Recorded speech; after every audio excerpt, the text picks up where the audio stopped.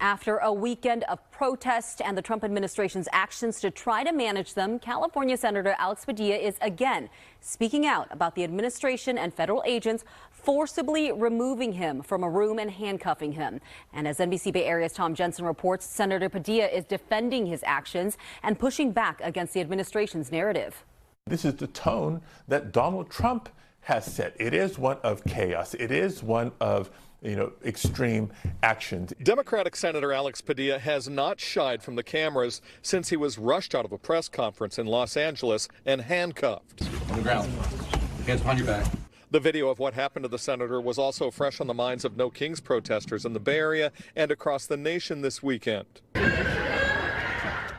Hidden in the massive crowds, some of the protesters wore shirts saying, "I support Padilla." It's not about me.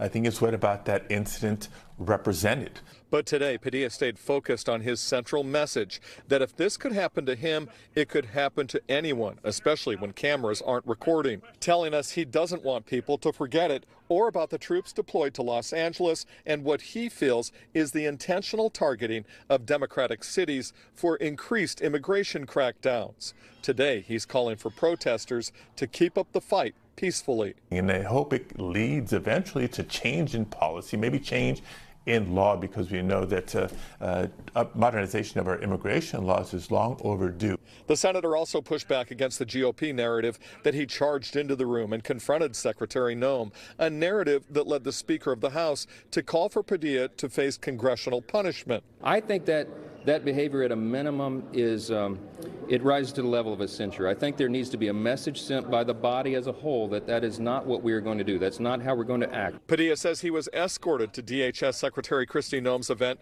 by an FBI agent and simply tried to question her about why troops were sent to L.A. when he was suddenly taken down. I felt compelled to speak up and to try to ask a question to clarify what is going on.